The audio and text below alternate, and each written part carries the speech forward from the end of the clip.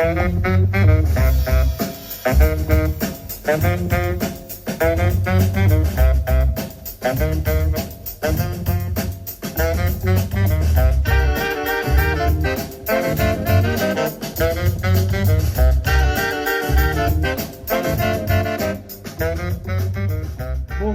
et bienvenue à tous sur le podcast de Diapason. Nous sommes maintenant en 2025 et nous avons le plaisir d'accueillir Ousmane Diaye.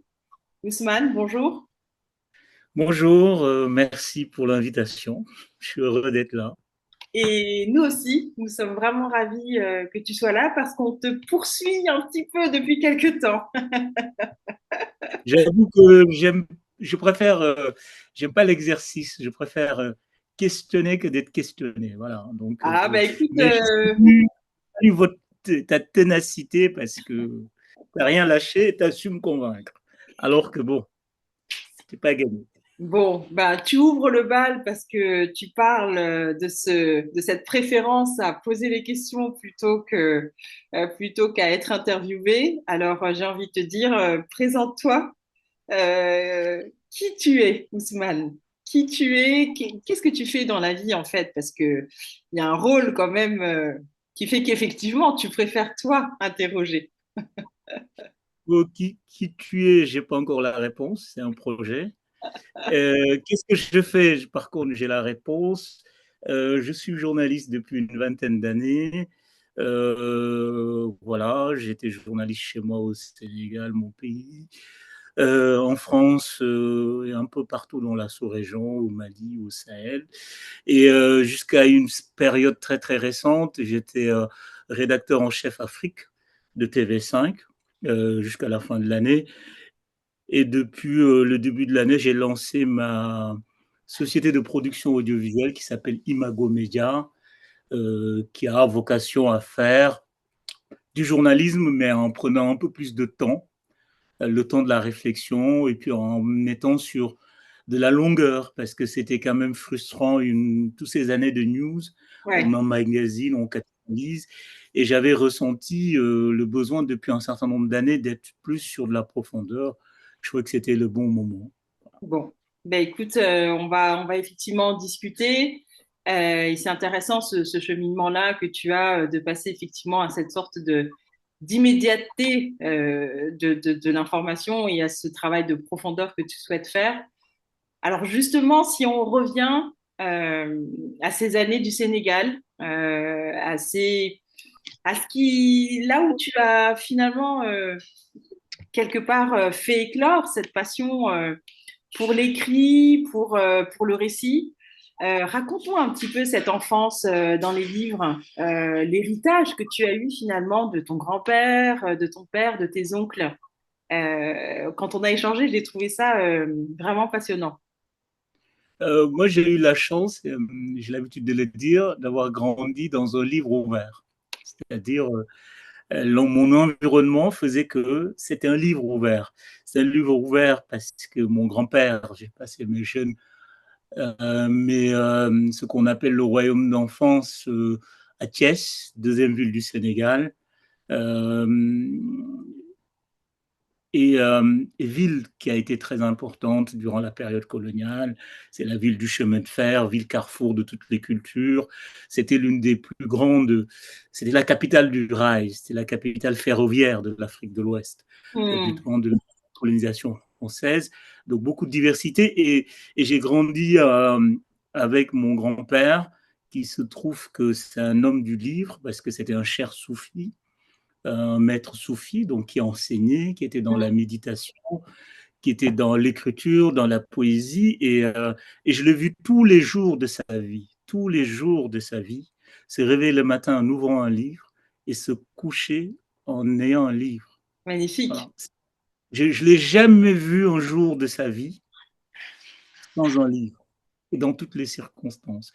Même malade, il se mettait sur sa peau, euh, sa peau de, tu sais, en Afrique de l'Ouest, Oui, on a des peaux de mouton oui. qu'on travaille et qu'on pose, et sur ces peaux-là qu'on apprend. Et moi, j'ai commencé à apprendre à lire et à écrire avec mon grand-père sur ces peaux sur ses peaux de mouton, Ouais. euh, en apprenant, comme dirait Cheikh Hamidou Kane, la langue de Dieu d'abord, la langue arabe, parce que le Sénégal, c'est un pays musulman. Donc, la première rencontre avec le livre, c'est celui-là, avec l'écrit, Ouais. avec mon grand-père.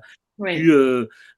j'avais des oncles, un père, un oncle, qui était aussi de l'autre côté, qui était professeur d'histoire, qui était étudiant à l'université, etc., et qui ramenait de l'autre côté la culture occidentale, les livres, Oui. les journaux de tous les mondes. J'avais un oncle qui était un lecteur assidu de Newsweek, un autre qui était lecteur de la presse française. Et donc, c'est pourquoi j'ai dit que j'ai grandi dans un livre ouvert. J'ai eu cette chance remarquable dans ma prime enfance, grâce à ce livre ouvert, d'avoir la curiosité du monde, en fait. Parce que la lecture, quand vous êtes jeune, a ceci de très beau, c'est que ça vous permet de voyager, de connaître des pays avant même, et de l'imaginer. Oui. J'ai eu un imaginaire du voyage qui était très fort à l'époque, très Ouais. fort. Ouais. Parce que j'étais un gros consommateur de toutes les histoires. Je lisais aussi beaucoup de BD, hein, à l'époque au Sénégal.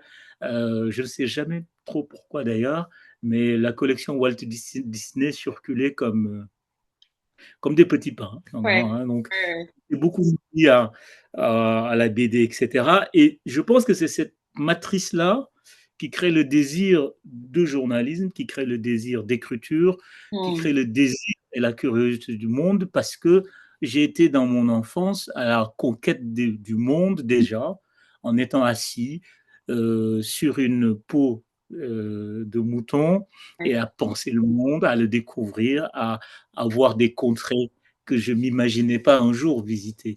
Et c'est là où je trouve que c'est important, là, comment l'imaginaire se construit et quelle force avoir quand vous êtes jeune, parce que ça m'a toujours poursuivi, hein, cette curiosité de l'autre, de l'imaginaire. Ouais. Donc, effectivement, il y a eu un berceau propice. Il y a eu un berceau propice et puis il y a eu un berceau multiculturel finalement. Là, tu nous parles déjà effectivement du monde arabe, du monde africain, là où tu as grandi, mais aussi finalement, tu avais du Newsweek. Donc, c'est vraiment une multicularité qui était déjà là. Et finalement, naturellement, effectivement, tu choisis l'école de journalisme à Dakar, qui existait, qui était déjà là. Donc, tu vas à l'école de journalisme de Dakar. Tu optes pour l'école de journalisme. Ouais, après le bac, j'ai fait l'école de journalisme de Dakar, qui s'appelle le CESTI, qui est une institution en Afrique, hein, qui est une école panafricaine, je Oui, crois l'une des plus vieilles ou la plus vieille, hein. C'est un peu l'école pionnière du journalisme en Afrique. Oui, après le bac, je fais le concours de cette école, je le réussis. Là aussi, c'est magnifique parce que c'est vraiment le contact avec le panafricanisme, parce que de fait, je suis dans une école panafricaine. Dans hmm, ma promotion jeune, je côtoie, bon, on avait une Marocaine, une Béninoise. Dans l'école, on avait des Togolais, des Comoriens. oui, Donc, il y a eu une matrice au CESTI où ça a été la grande découverte de l'autre, du point de vue humain. Quand vous êtes jeune, vous sortez du lycée, vous avez 19 ans, et vous vous retrouvez à cohabiter dans un même campus, dans un même espace, hmm, avec des congénères qui viennent partout d'Afrique. Ça a été très important à la fois dans la construction humaine et dans la construction intellectuelle, parce que c'était une très bonne école, parce qu'il y avait une certaine rigueur, parce qu'on a eu des profs assez remarquables, hein. Je pense toujours à un professeur qui a été très important, en tout cas dans la façon de penser et de construire ma réflexion, c'est oui, le doyen Amadou Alidien. d'accord. Doyen Amadou Alidien, c'était un remarquable professeur d'économie, un homme d'une curiosité sans fin, hein, économiste, mais qui a écrit sur la philosophie, qui a écrit sur la sociologie, et compagnon et ami de Cheikh Anta Diop. D'accord. C'était vraiment le compagnon durant les années d'études. Je pense il était le copain de Chambray de Cheikh Anta Diop à un moment donné. Avant, il a fait un livre, un témoignage très très beau sur Sheran Diop. C'est une partie de ses mémoires, je crois. Et cette formation intellectuelle-là nous donne les armes. Comme dirait Césaire, pour moi, cette période-là, ça a été les armes miraculeuses. Et puis aussi, j'étais assez précoce dans ces années de formation parce que je me suis mis très vite à écrire, à fréquenter des journaux qui étaient des journaux assez particuliers. Moi, j'ai l'habitude de dire, une des chances que j'ai dans ma trajectoire, c'est que j'ai commencé le journalisme par la dissidence. Oui, Parce oui, oui, que le oui. premier journal où j'ai travaillé, c'était un journal de dissidents. Il y avait un groupe de journalistes qui avaient décidé de quitter le plus grand groupe de presse de l'époque pour des raisons immatérielles, mais des raisons d'indépendance, etc. Et qui avait créé un petit journal qui était assez radical à l'époque, qui prenait pas de publicité, qui se voulait Hmm. totalement autonome. Et évidemment, ça n'a pas duré longtemps, mais ça a été une expérience intense. Et bref, c'était la nouvelle de Dakar. Et Oui, puis, comme à l'époque, j'étais très attiré par les expériences singulières, pardon, on s'est embarqué dans ce qui a été en tout cas en Afrique de l'Ouest, je crois que c'est l'une des premières tentatives de faire un journal, un quotidien du soir comme Le Monde, oui, oui, ce qu'il n'y oui, en avait pas en Afrique. oui. On avait créé avec des amis, avec aussi des aînés qui avaient quitté la presse classique, Hmm. l'événement du soir, même chose, expérience intense, expérience novatrice, mais un peu, j'ai l'habitude de dire qu'on est arrivé un peu trop tôt à l'époque. Voilà, il Mais n'y avait pas. contexte aussi assez libérateur parce que finalement, au moment où il se passe tout ça, c'est un peu le contexte de la première alternance aussi au Sénégal. Donc Oui, tu en fait, croises les événements du pays finalement. oui, moi j'ai la chance de débuter à un moment charnière, parce qu'au lendemain début des années 2000, donc première alternance politique au Oui, Sénégal, oui, c'était un événement immense, alternance politique portée par la presse, par une presse libre et indépendante qui a voulu tout le temps accompagner le processus démocratique ou de démocratisation au Sénégal. oui, Euh, les arrivées, c'était l'euphorie en fait du lendemain de la première alternance au Sénégal. c'est Il fallait ça. créer des journaux, il fallait créer des choses. Et on était on s'est engouffré dans cet espace. Mais très vite, au bout de la troisième expérience, Hmm. le quotidien, jour d'un lancement d'un journal, on se rend compte que la parenthèse démocratique, ou en tout cas le printemps démocratique dont on rêvait en 2000 ne le sera pas. Oui. Parce que le quotidien, qui était la troisième tentative, et qui aura réussi, À parce que le perdurer. journal existe toujours, le journal existe toujours. Très vite, le journal s'est heurté à la répression. Le fondateur et propriétaire du journal, Madjan Beldian, s'est retrouvé très vite en prison. Hmm. Il a fallu une grande campagne de mobilisation pour le sortir de prison. On avait transformé pendant quelques semaines le journal en un journal de combat. Je me rappelle avoir beaucoup écrit à partir une sorte de lettre de correspondance de prison, quoi, avec Majambel Ah, Jan. Et en fait, c'était des années assez importantes pour moi pour trois choses dans les débuts. J'ai eu, et je le dis, moi j'ai eu la chance, et ça je le dis aux jeunes, parce que c'est une chance. J'ai eu la chance immense de démarrer par des échecs.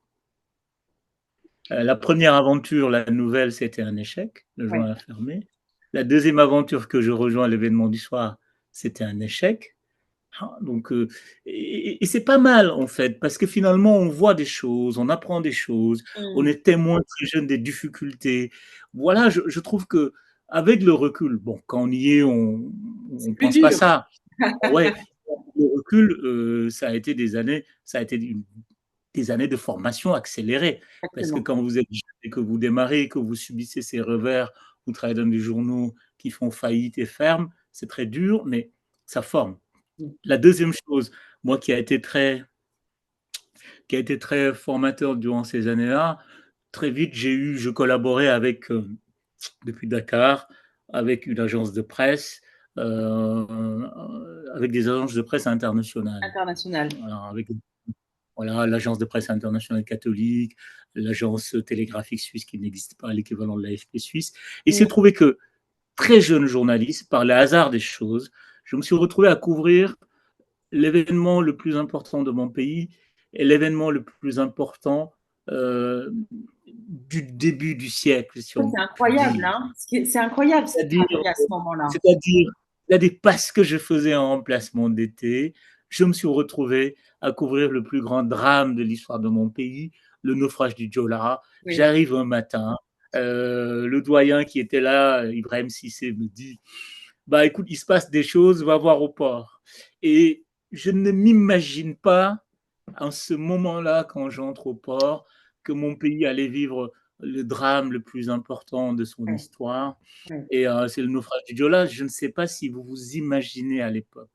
Le Sénégal faisait à peu près 8 millions d'habitants. Hmm, En un jour, 2 millions de Sénégalais meurent. Ça voulait dire que chacun connaissait quelqu'un qui était dans le bateau, oui, un voisin, un parent, un copain de classe, une mère. Et couvrir ça, ça a été dur pour le jeune journaliste que j'étais. Il m'est arrivé à un moment donné, de poser mon carnet et de pleurer. oui, oui, Parce oui. que ce que je croyais était imaginable. Moi, je sortais du lycée, je n'avais pas vu des morts, et tout d'un coup, je vois des conteneurs de cadavres, C'est inimaginable. avec Ça. une peur à vomir, parce que, évidemment, c'était très compliqué, il y avait la logistique. Ouais. Et je me rappelle, il y a des matins, dès que je m'approchais du port, on sentait l'odeur des corps. Avant même d'entrer dans le port, il fallait aller dans le port, suivre les familles, etc. Donc j'ai vu des mères, des mamans, des pères, des époux, des épouses euh, rentrer dedans, enjamber les corps pour chercher qui un fils, qui une fille, qui un époux, qui une mère.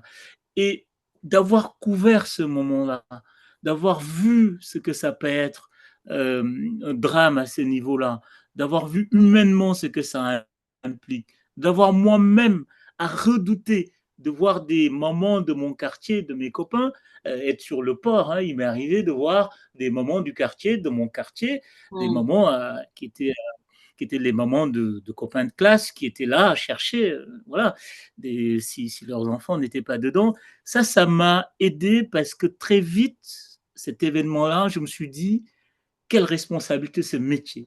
Ça, ça, ça a été une prise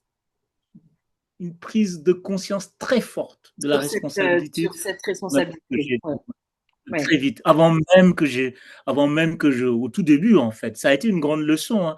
Hmm. Ça vaut toutes les leçons théoriques, ça vaut toutes les leçons que j'ai pu apprendre par ailleurs. Très vite, je me suis dit, je me rends compte du métier que je fais, de sa gravité, de son implication, et ça m'a toujours habité le reste. Le deuxième événement important sur lequel aussi je me suis retrouvé par hasard à le couvrir, c'est les événements du 11 septembre. Même Oui, chose, les événements du 11 septembre. Il se trouve qu'il y avait un des pontes du journal qui devait y aller, qui n'était pas disponible. Ben, tiens, il m'a dit, est-ce que tu peux y aller? J'y vais. Et ça, c'était un comment ça? événement banal. C'était un événement banal hein, à l'ambassade des États-Unis à Dakar. C'était le correspondant, un des correspondants importants du New York Times et du Washington Post, Eduardo Coué. Je crois que quelques années plus tard, il est devenu un des grands correspondants du New York Times et du Washington Post à Paris, Hmm. pardon, qui faisait une formation, en tout cas une conférence sur le journalisme à l'intérieur de l'ambassade des États-Unis. Et c'est en pleine conférence, avec l'ambassadeur et tout, que on entend des cris dans l'ambassade et qu'un conseiller déboule, dit à l'ambassadeur c'est la guerre, c'est la guerre, l'Amérique est attaquée. Et on ne Et en réalise fait, pas. et en fait, l'ambassade est transformée en bunker, Oui. euh, PC de crise, etc. Nous, on a passé toute la journée parce qu'on ne pouvait plus sortir de l'ambassade. Il y a eu des vérifications, ils ont checké tout, etc. Évidemment, quand je sors, je file au journal, je raconte le 11 septembre avec depuis l'ambassade des États-Unis et je vois les enjeux, l'émotion, l'implication d'avoir passé cet événement-là euh, était très intéressant parce que du coup, je l'ai suivi après tout le reste de ma carrière, sans Hmm. pour autant savoir l'implication que ça allait avoir Après. sur le monde, sur Oui. tout ce que je ferai après. Je retrouverai le 11 septembre et Ouais. en travaillant sur les questions du djihadisme, de l'islamisme, etc. Et ça, c'était une chance en fait. J'ai eu des coups de bol. c'est de vrais croisements d'événements entre toi en tant qu'individu et des événements effectivement nationaux et internationaux qui vont transformer le monde. Donc, Ouais, quand tu es à 19 ans, au cœur de ces événements, oui, bah c'est très oui, formateur. clairement. Euh, alors, il y a ces concours de circonstances. Il y a déjà le Haussmann qui lance des journaux, qui est dans la dissidence, comme tu dis. Euh, Lance, euh, et à un moment donné, il y a peut-être ce Haussmann aussi qui se sent à l'étroit et qui se dit, en fait, moi j'ai envie d'autre chose. Et de ce que j'ai compris, tu avais eu l'occasion d'avoir une bourse et donc tu as franchi le pas. Tu as quitté le Sénégal et tu es venu en France. en fait, ce qu'il faut dire, pendant toutes ces années-là où je travaillais, je collaborais dans plein de journaux, avec plein de médias internationaux, j'étais encore étudiant en réalité. Oui, voilà, tu étais Ouais, étudiant en même temps, en fait, hein. le journalisme, donc il y avait une certaine précocité, parce que je pensais que d'ailleurs le métier ne s'apprend pas dans les écoles. J'étais assez frondeur à un moment donné à l'intérieur de l'école de journalisme et je Ouais. me rappelle avoir dit quand même avec beaucoup d'autres cuidance, avec le recul, à un professeur que l'écriture ne s'apprend pas dans les livres. Enfin, ne s'apprend pas par la théorie et que bon, nous on préfère apprendre le métier en se frottant à la Aux réalité. événements, Euh, oui. oui, donc on était un peu persifleur quand même, un peu gentiment, mais si quand même, on n'était pas. Et malgré tout, quand même, je fais mon cycle au CESTI, on termine. Et bon, moi, j'avais pas envie de partir. L'option n'était pas de partir au départ, Oui, même c'était. si j'avais une bourse à l'époque. Je reste au Sénégal un an où j'essaie quand même de travailler à gauche, à droite. Et très vite, on sent quand même que l'espace est étriqué, que le journalisme dont on rêve est très compliqué à mettre en œuvre, Ouais. qu'il y a une difficulté, il y a un problème de moyens. J'étais assez jeune, bon, je voulais continuer mes études, j'avais la curiosité du monde. Et puis, euh, et puis au bout de quelques temps, après l'école, j'ai rejoint Paris, Ouais. l'Institut français de presse, Assas, Ouais. dont Un autre monde, quand un même. autre monde, autant dire un autre monde, parce que Assas, c'est la fac bon, assez conservatrice, Ah quoi, oui. assez de droite, fac de droit, l'enseigne. Mais l'Institut français de presse était une sorte quand même de singularité au sein de Assas, parce qu'il y avait quelques professeurs qui connaissaient bien l'Afrique, un peu tiers-mondiste, africaniste. Mais le moins que l'on puisse dire, c'était pas une fac de gauche, hein. Ça c'est clair. C'était assez fermé, mais assez élitiste, assez sélectif quand même. Parce que moi, je Mm. me rappelle, quand ils venaient du Sénégal, j'avais mes copains de fac, je leur disais, vous venez d'où? Bah, ils venaient de la rue, de la même rue, hein, À c'est-à-dire dans la côté. même rue. Ils avaient, ils avaient fait l'école primaire, donc l'école alsacienne, le collège, Ouais. et la fac, ils ont changé de numéro dans la même rue. Voilà. Donc, c'était en même temps, c'était enrichissant de se frotter à, à un milieu totalement différent. Moi, j'ai pas été, j'étais dans la contestation, évidemment. Il y a eu des frictions, mais Mm. j'étais très heureux aussi, par ailleurs, de découvrir ce monde. Même si c'était un monde qui pouvait être parfois hostile, parfois très difficile, mais c'était quand même des années aussi assez assez formatrice parce que, évidemment, quand je suis venu à Paris, j'étais dans un circuit très politisé de militants de gauche, d'associations altermondialistes, etc. Il y avait encore cette maturation politique proche des Mm. mouvements racistes. Donc oui, j'avais encore cette conscience politique que j'essayais d'exprimer au niveau de la fac de droite. Je me rappelle que pendant toute une période, j'aimais bien venir à Assas avec mon gros boubou bogolan pour venir faire cours, pour protester contre, contre certaines choses. Ouais. Et voilà, c'était intéressant de toute façon, euh, ces années-là. L'Institut français de presse, j'ai eu la chance remarquable quand même d'avoir rencontré quelques quelques grands professeurs. Moi, ma passion, c'était l'image. Voilà, Hmm. j'ai une grande passion pour l'image. Au Sénégal, j'avais fait des études de journalisme en télé. Oui. Et quand je suis arrivé à l'IFP, j'ai continué dans la même veine parce qu'à un moment donné, j'ai hésité à faire des études de journalisme ou de réalisation cinéma parce que les Hmm. deux me tentaient. Mais à l'époque, au Sénégal, il n'y avait pas d'école de cinéma ni de réalisation. Donc, mais ma passion de l'image a continué parce qu'à l'IFP, j'ai beaucoup travaillé la question de l'image, etc. Oui. J'ai beaucoup fait travailler sur la sémiologie de l'image, etc. Et puis, très vite, tout en étant aussi à l'IFP, j'ai commencé à collaborer, à piger avec RFO, qui n'existe pas, malheureusement, Oui. hélas. Oui. RFO, pour les plus jeunes, c'était le département Outre-mer de France Télévisions, Hmm. événement, qui est devenu France O avant d'être Ouais. supprimé. Ouais. Et puis, j'ai très vite commencé à travailler aussi pour Respect Magazine, qui était une initiative formidable, portée par, en tout cas incarnée par Marc Shepsoun, Oui. journaliste remarquable, humainement remarquable, professionnellement remarquable, une vraie réflexion, une vraie sensibilité, qui a des qualités remarquables de rassembleur, qui a su rassembler autour de Respect, autour de cette revue et de ce projet qui était Respect, Hmm. un spectre assez large d'artistes, de journalistes. Évidemment, l'embryon, c'était des journalistes, nous. Mais, Ouais. mais la particularité et la force de Respect, c'était l'ouverture au milieu de la recherche. Il y avait plein de chercheurs, plein d'artistes qui venaient de partout, du hip-hop, de la danse, des trucs plus classiques. Un vrai creuset. Des Ouais. On avait des éducateurs de terrain qui écrivaient dans le journal. Euh, on avait des, on avait plus ou moins des gens qui venaient de l'administration, de l'autre Ouais. côté. Enfin, c'était d'un éclectisme incroyable. Et pendant des années, ça a été un creuset de rencontres assez formidable où nous avons fait de belles choses. Je me rappelle de l'appel pour une France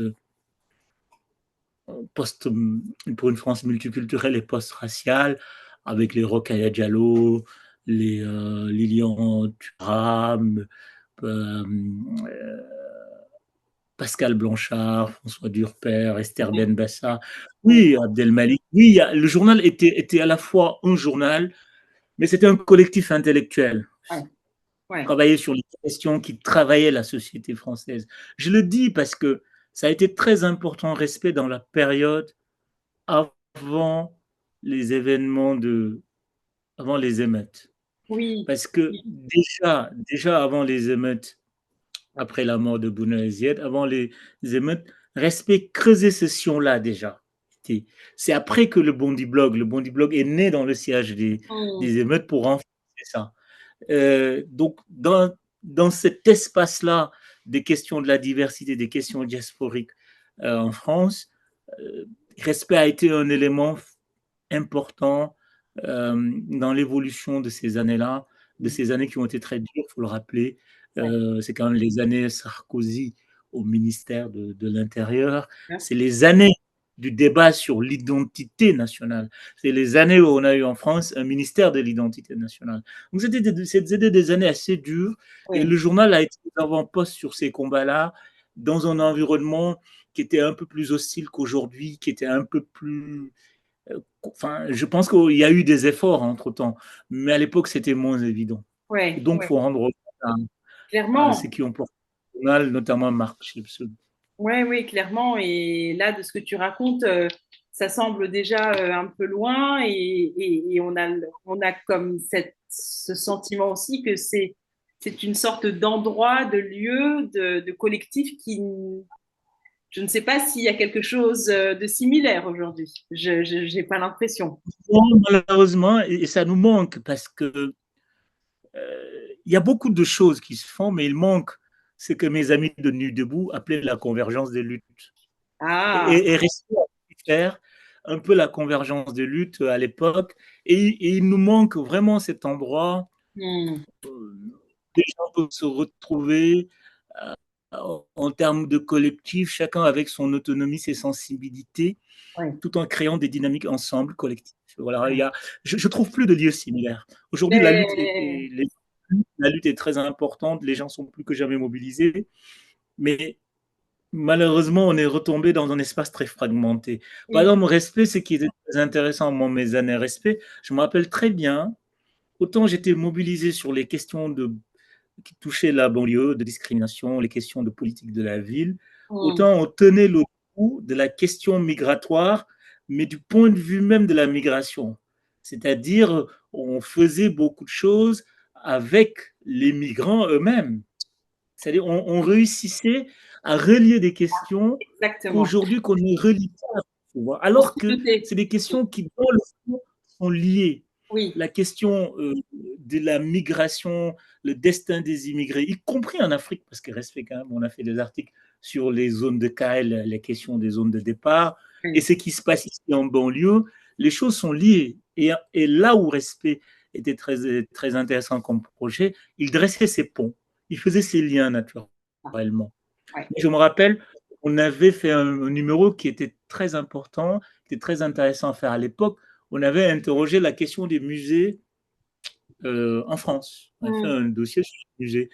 Et on avait essayé de faire rencontrer deux mondes. Respect, qui était un journal à la base des cultures urbaines.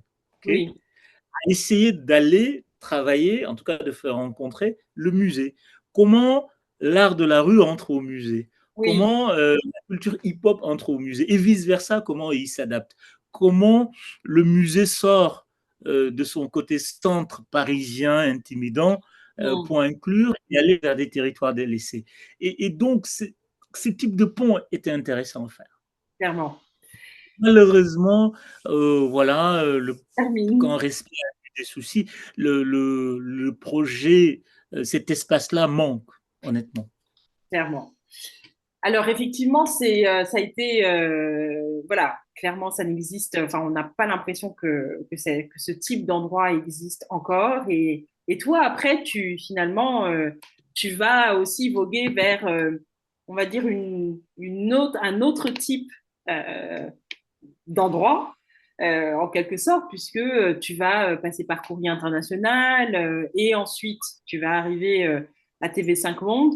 C'est évidemment des univers complètement différents et peut-être, est-ce que je dirais académique, je ne sais pas, mais en tous les cas, voilà, c'est des journaux qui ont une assise évidemment autre. Et en même temps, tu voulais, j'imagine, en intégrant ces endroits-là, ou en tout cas quand on est venu te chercher, euh, tu as voulu imprimer ta touche. Tu as voulu apporter un autre regard, notamment ce fameux regard qu'on porte sur l'Afrique. Est-ce que tu peux nous en dire un petit peu plus, nous raconter un peu? Moi, je dirais pas que c'est des univers différents, au contraire. Ok. Quand on y regarde de près, c'est des univers qui ont la même ADN. Parce que quand je quitte Respect Mac, je vais à Courrier International. Courrier International, c'est un projet de diversité, tout comme Mm, Respect, mais de mm, diversité au niveau international. Parce que Courrier International, c'est, je crois, l'une des rares rédactions au monde où tu as des gens qui parlent toutes les langues du monde. Parce que l'idée de Courrier International, c'est de traduire les meilleurs articles de partout dans le monde. Donc j'avais un collègue qui était chinois, un collègue qui était suédois, mon collègue derrière était danois, ouais, l'autre collègue était finlandais. Donc c'était une sorte de tour de Babel du point de vue exactement. culturel Ouais, et exactement dans la même continuité de l'esprit de Respect ouais. Magazine. Donc, ça Mais m'a c'est bon. attiré même parce Ouais, que je retrouvais cette question de la diversité qui était au cœur de exactement. ce journal. Ouais. Même chose avec TV5, parce qu'il ne faut pas oublier que TV5, à la base, elle a été créée pour que ça soit la chaîne de la diversité culturelle de la francophonie. Mm, Donc, c'est des espaces qui, pour moi, je l'ai vécu comme une continuité, d'accord. honnêtement. Pour les valeurs sur lesquelles j'ai toujours été sensible de diversité, d'écoute de l'autre, de curiosité de la culture de l'autre. Donc, dans ce sens-là, il y a une continuité. Après, c'est pas les mêmes espaces. Respecter un journal associatif, c'était de l'artisanat, etc. Oui, Une petite équipe, une petite famille. Là, on arrive sur une zone qui a beaucoup plus d'implications, avec une tutelle, des implications institutionnelles. oui. Mais moi, pour ma part, en retournant à l'info africaine dans cette période-là, la chose que je voulais faire et que j'ai sans doute tiré de mon observation et de mon expérience avec respect, c'est que je voyais, durant cette période où je travaillais moins sur l'Afrique, je travaillais sur ce qui se passait en France, je Ouais. voyais, j'avais compris que les médias, les mêmes médias, ne racontent pas la même chose, ne racontent pas de la même manière. C'est-à-dire, quand ils racontaient la France, ils le racontaient avec d'autres mots, avec un autre parti pris, un autre regard, un autre positionnement. Et Mm. quand c'est l'Afrique, on le raconte autrement. Il y a moins de soucis de distance, il y a moins de soucis de regard, il y a moins d'humanisme finalement, on peut dire. Ouais. Ouais. C'est-à-dire, j'ai toujours trouvé que oui, on fait un métier objectif de journaliste, etc. Mais il ne faut pas raconter de haut, parce que si on raconte de haut, c'est arrogant, on loupe des Ouais. choses. Il ne faut Ouais. pas raconter ce que je raconte de trop bas. Il ne faut pas être Plus. un peu dans la fausse empathie, les pauvres Africains, gna gna gna. Mm. Donc pour moi, j'ai toujours dit qu'il faut raconter à hauteur d'homme. Oui. Les hommes africains avec ce qu'ils sont, leurs défauts, leurs réels, leur réalité. Et je trouvais qu'il fallait, ça n'allait pas de soi, Oui. Quand donc, il de s'agissait de raconter l'Afrique, en tout cas, ça n'allait pas de soi. ça n'allait pas de soi à hauteur d'homme. Moi, j'étais frappé par un événement, c'est les attentats de Paris. Ouais. Quand il y a eu les attentats de Paris, j'ai vu les reporters français qui avaient l'habitude de filmer des Mm. attentats en Afrique ou ailleurs, tout d'un coup, filmer autrement, montrer autrement. C'est-à-dire, pendant les attentats de Paris, j'ai pas vu de bras déchirés, j'ai pas vu de corps nus, j'ai pas vu de corps déchiquetés. Or, les mêmes, quand c'était d'autres espaces qui avaient des attentats, nous Oui. montraient des corps nus, etc., déchiquetés. Et donc, je me suis posé la question et j'ai posé la question en forme de débat à beaucoup de confrères, Mm. pourquoi? Pourquoi nous ne filmons pas de la même manière quand c'est proche de nous et quand c'est loin de Est-ce que nous? tu as eu des réponses? Oui, j'ai eu des réponses et c'est un débat qui a été très intéressant, que j'ai engagé avec beaucoup de confrères. Et Ouais. pour moi, c'était la question du regard. Ouais. Et cette question, je l'avais déjà travaillée quand j'étais étudiant à l'IFP. Ça Mm. m'intéressait. Mm. J'avais fait un mémoire de fin d'études qui était une analyse de Libération qui s'appelait la construction d'un regard. Comment le Ah, regard est construit à l'époque. J'avais ouais. essayé de regarder le total sur quelques événements importants de l'année. D'accord. Je crois que c'était l'année 2004 ou 2005. Et j'avais essayé de l'expliquer comment un regard se construit. Parce que aussi, quoi qu'on puisse dire, raconter le monde, un journal, c'est un regard sur le monde. Bien sûr. Et ce regard, il se construit. Et pour moi, c'était très important d'engager ce débat sur la construction du regard. Et c'était une construction, évidemment. C'est une construction qui est liée à ce que nous sommes, à notre perception de l'autre, à nos biais, etc. Et le biais ne peut être juste que quand nous regardons à peu près de la même manière. Que nous regardons, il ne s'agit pas d'être objectif, d'être vrai, parce que la vérité n'existe pas. Mais moi, je pense qu'il faut que nous réfléchissions à la façon de filmer en Mm. dehors de l'Afrique, les ailleurs. Parce Mm. que on filme de façon euh, qui déshumanise, de façon parfois très choquante pour rien, de façon où l'enjeu de l'information disparaît au profit de l'enjeu du spectacle. Et on Et revient à ton sujet de la responsabilité. oui, on revient au sujet de la responsabilité. Et moi, ça a été très important quand je me suis retrouvé dans un grand média comme TV5, donc producteur d'un discours sur le monde. J'ai Mm. toujours veillé à poser ces débats-là en interne nous-mêmes, parce que je me dis que ça ne va pas de soi.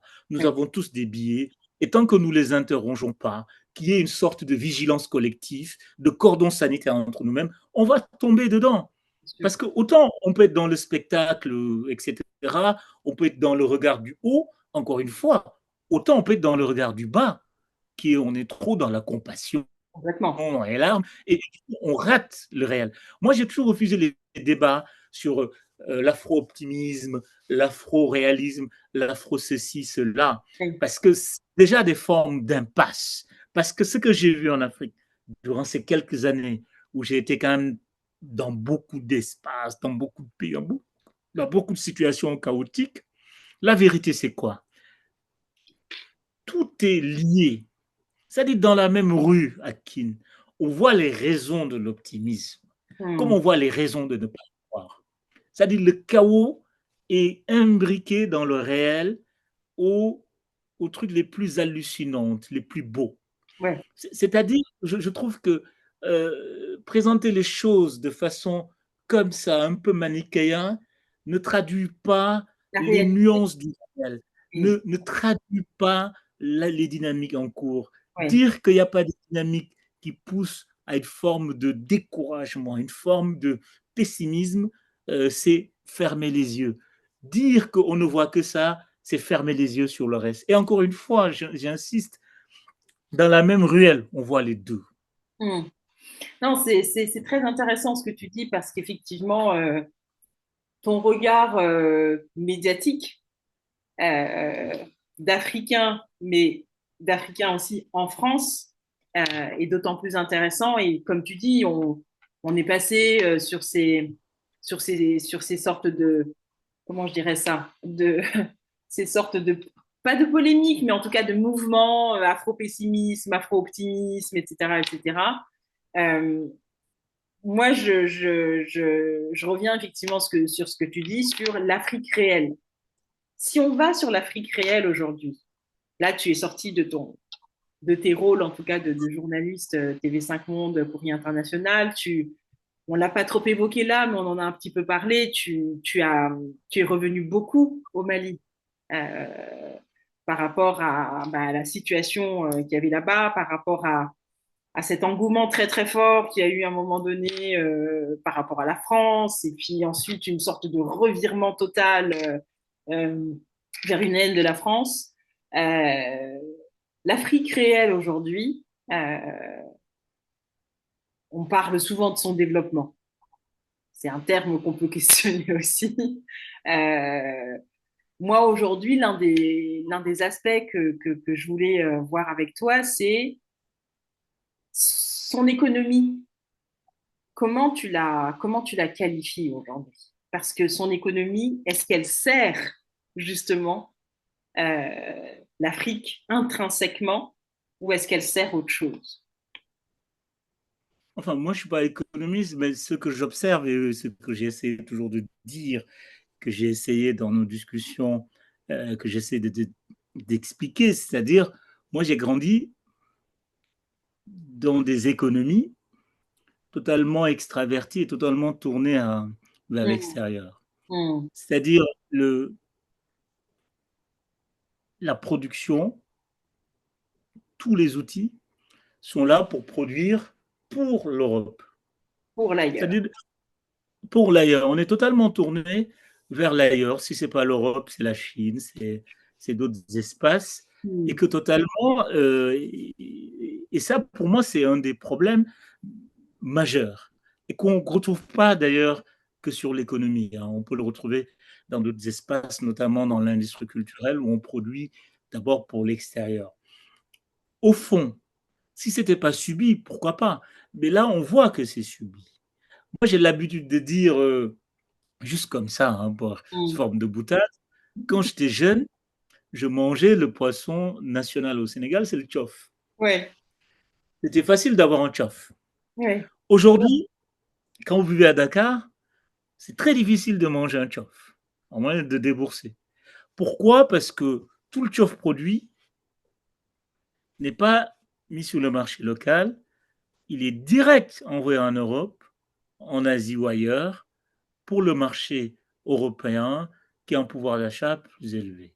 Mm. Donc, je me suis remis à manger du tchof quand je suis arrivé à Paris.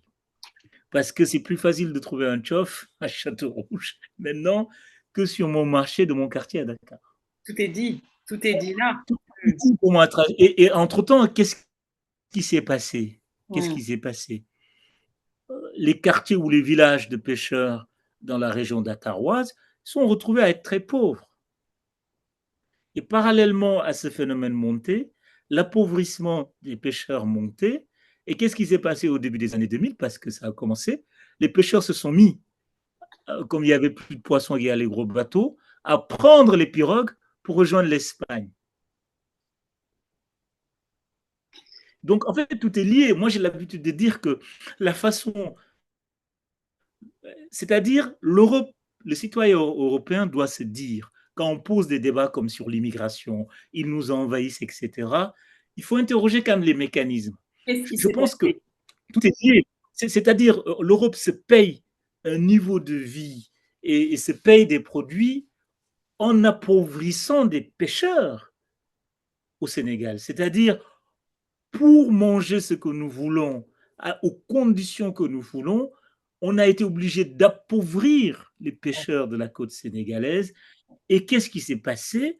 Comme ils sont appauvris et que leurs bateaux n'arrivaient plus à les nourrir, bah, évidemment, à partir des années 2000, ils ont commencé à utiliser les pirogues d'abord pour rallier l'Espagne, et très vite, c'est devenu une mafia, etc. Ça, c'est truqué, mais au tout début, hein, l'immigration part toujours parfois du désespoir, même si d'ailleurs après, ça peut être criminalisé. Hmm. Mais c'est dans les mécanismes de domination économique aussi qu'il faut aller chercher la question migratoire. Parce qu'un des problèmes en France et en Occident, la question migratoire n'est abordée que du point de vue culturel. Oui. C'est quoi le discours en Europe? C'est le discours de la peur, le discours de l'envahissement, du grand remplacement, etc. Mais Hmm. avant cela, qu'est-ce qui se passe en fait? Quel Qu'est-ce est qui s'est le passé? rapport économique qui crée C'est dans ça. des pays qui ne sont pas en guerre? Autant l'immigration des pays en guerre, on peut comprendre. Mais dans Hmm. des pays qui n'ont jamais été en guerre, comme le Sénégal, qui n'a pas connu de grosses crises, etc., bah, les gens migrent aussi parce qu'ils savent que les rapports du monde, parce que faut pas se dire que les Africains, ils comprennent très bien les rapports du monde. Ils comprennent très bien qu'il y a une partie du monde où il y a un bien-être 1000 fois supérieur à la partie d'où ils sont. Et que c'est jeter, c'est mettre des coups d'épée dans l'eau que d'avoir la politique de l'emmurement. Ça marche pas en fait. On ne peut pas s'emmurer, quoi, je veux dire. À un moment donné, il faut régler les problèmes du Sud, il faut rééquilibrer les rapports économiques, il faut rééquilibrer le partage de la richesse dans le monde. Hmm. C'est la solution in fine C'est aux la solution. migrations, en tout cas aux migrations économiques, quoi, je veux dire. Après, il y Exactement. a les d'autres formes de migration, la guerre, etc. Mais aborder la question de la migration que du point de vue culturel, que du point de vue des lois, que du point de vue de la peur, c'est un contresens totalement, et on passe à côté de la question majeure. Et on passe du coup à côté de la solution, forcément. Ah oui, bien Euh, sûr. voilà, on passe Bien à côté sûr. de la solution. Donc, effectivement, là, l'image du poisson dont tu parlais, ça dit tout, en fait, sur cette économie, effectivement, extravertie. Euh, et tu parlais aussi, du coup, d'un développement virtuel, puisque ce développement, finalement, il est pas au service de l'Afrique. Cette croissance n'est pas au service de l'Afrique. Elle va, encore une fois, en extérieur. Et je pense que j'avais jamais entendu cette terminologie, mais je trouve que tu l'as bien qualifiée. Tu parlais de fiction démocratique. C'est-à-dire que l'économie, elle, est extravertie, le développement est virtuel, et il y a tout un narratif, quelque part, qui fait qu'effectivement, la gouvernance en place, finalement, c'est une pièce de théâtre. En fait, j'ai beaucoup utilisé ces dernières années ce terme de fiction démocratique parce que je considère que, et je l'utilise beaucoup pour essayer de comprendre et de débattre sur le désenchantement démocratique qui est en cours en Afrique. On entend partout, à tous les niveaux, au niveau des élites, de la population de base, des intellectuels. Oui, la démocratie n'est pas faite pour nous. Nous, on veut du développement. La démocratie ne se mange pas. On a essayé la démocratie, ça n'a pas marché au Mali, au Burkina, etc. Or, et c'est pourquoi je parle de fiction démocratique, au fond, depuis les périodes post-indépendance, on n'a jamais mis en place des systèmes réellement démocratiques. Voilà. On a mis en place des formes d'essence démocratiques, de substituts démocratiques, notamment après les conférences nationales, qui ont juste été des avatars pour maintenir l'ancien système au Ancien pouvoir en système. donnant les atours de la démocratie. C'est-à-dire quoi?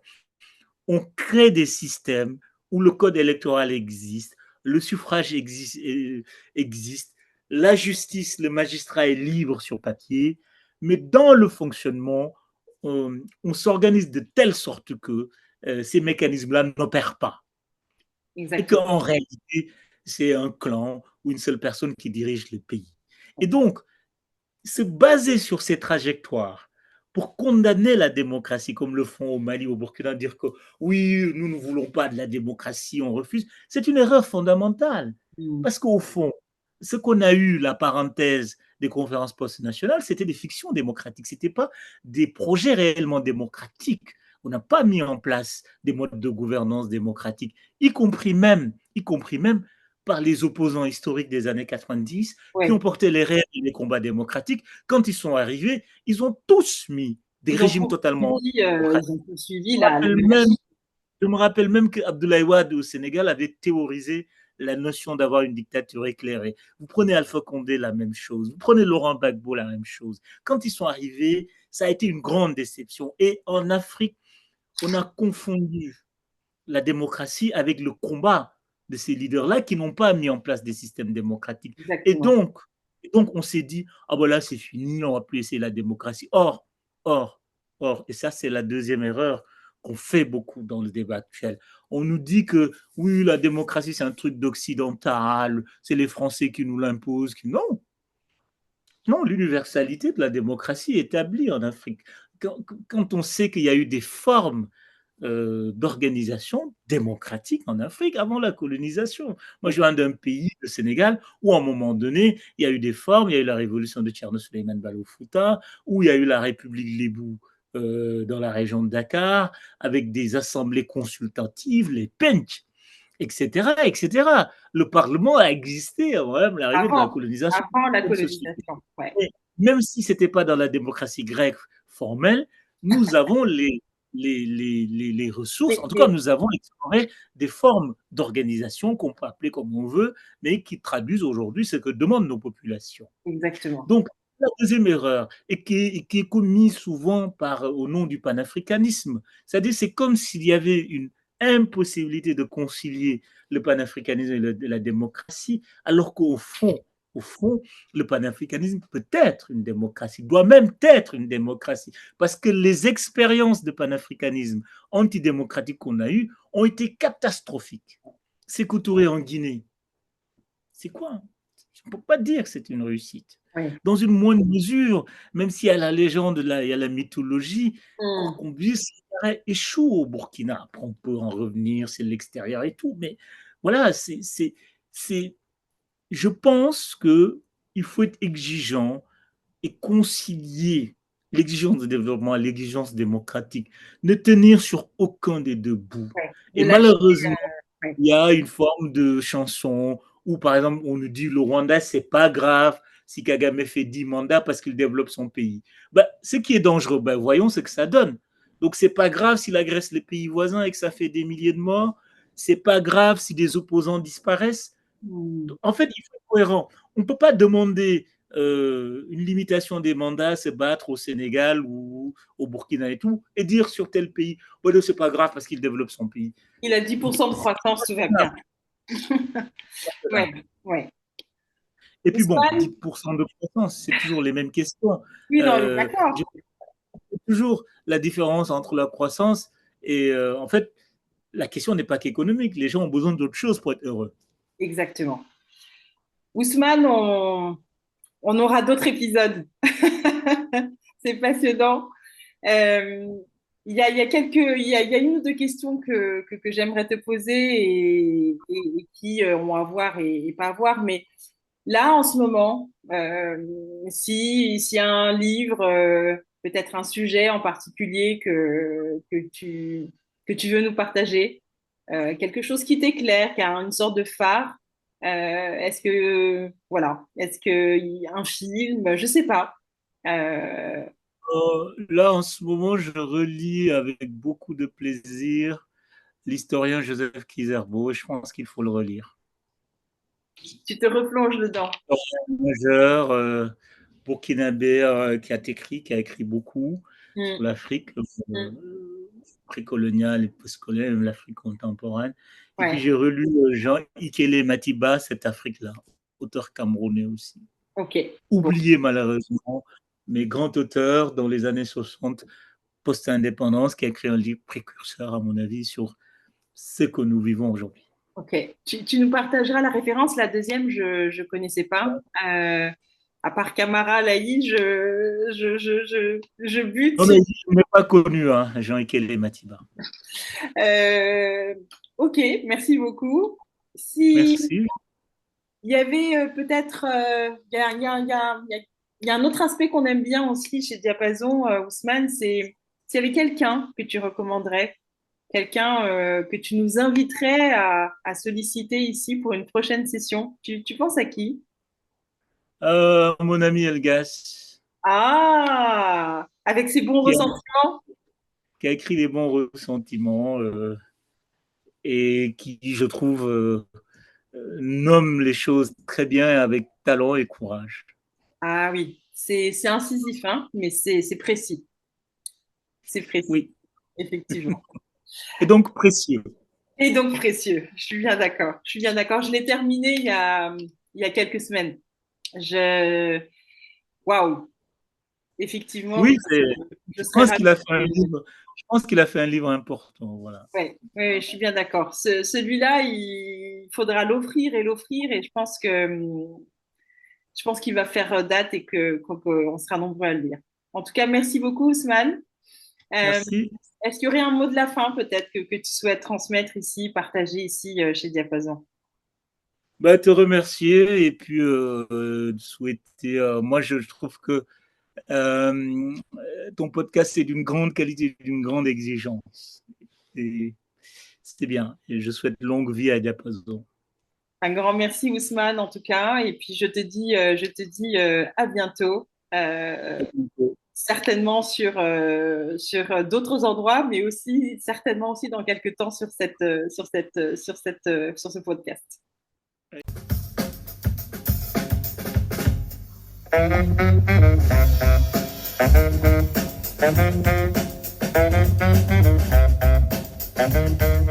Thank you.